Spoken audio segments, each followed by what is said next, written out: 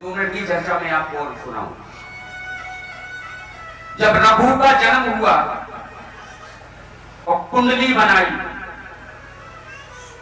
तो उस कुंडली में लिखा था जिस दिन रघु की 7 भावर पड़ेगी उस दिन रघु की मृत्यु हो जाएगी।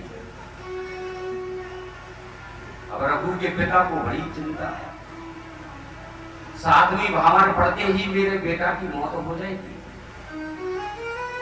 आज रघु की शादी नहीं करेंगे। एक दिन वशिष्ठ जी आए, वशिष्ठ ने कहा रघु की शादी क्यों नहीं कर रहे हो? दिलीप ने कहा ये कुंडली देखो गुरुदेव, इस कुंडली में लिखा है जिस दिन रघु की शादी होगी और 7वीं परिक्रमा पड़ेगी उस दिन रघु की मृत्यु हो जाएगी। कुंडली में लिखा है।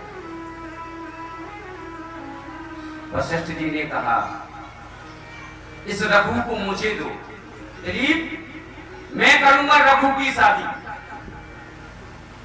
आज रघु को वशिष्ठ के यहां भेज दिया।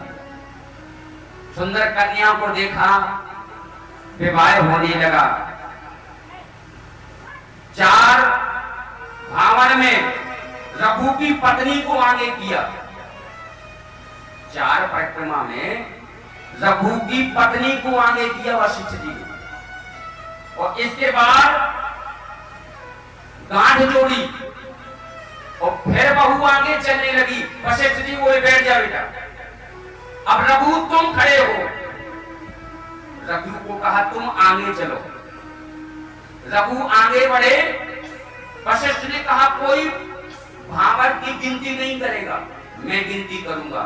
और जैसे रघु चले वशिष्ठ जी बोले 1 2 और 3। वशिष्ठ जी को हो गई शादी। 7वीं परिक्रमा पड़ी नहीं। जाओ, अब जब 7वीं भावर पड़ेगी तब तुम मरेगी, 3वीं भावर में खेल।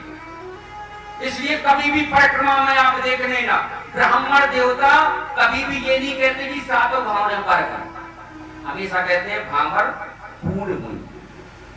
किसी भी ब्राह्मण के मुंह से आप ये नहीं सुनेंगे कि लोग ब्राह्मण कह देगा कि 7 भावर पड़ गई, नहीं कहते।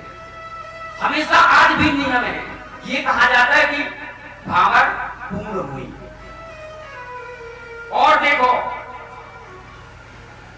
एक डबला जाता है ना पीरो, शादी में तुमने देखो पीरो एक छोटा सा बड़ा, उसे क्या कहते हैं? नाम है रघुवंश। उसे क्या कहते हैं? शुद्ध नाम है रघुवंश। आप यहां जो कहते हैं रघुवंश कहते हैं, वो पीला छोटा सा बड़ा होता है रघुवंश। आज भी जाता है। तो ऐसा नहीं है कि ये ग्रंथि बंधन, ये परिक्रमा सब शास्त्रों का मूल है। ये शास्त्रों में है, सब परंपरा है, लेकिन हम लोगों को ज्ञान नहीं है। अधेरी गोली बापू ने चला दे घना के घना बोले अब तो हो जाओ सो पंडित जी हो जाओ।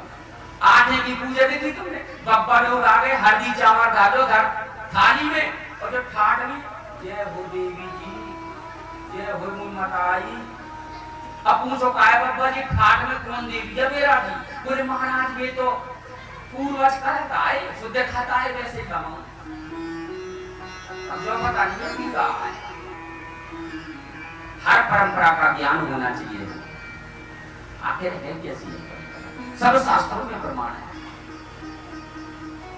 पर मेरा निवेदन, उस शास्त्रों को पढ़ो तो सही, शास्त्रों को जानो तो सही। बोले शंकर भगवान की जय हो। तो बात कहां हो रही थी? कथा कहां चल रही थी? कहां हो रही थी कथा? ब्रह्मा जी ने कहा विष्णु हम तुम्हारे पप्पा हैं, पितामह, यही तो थे।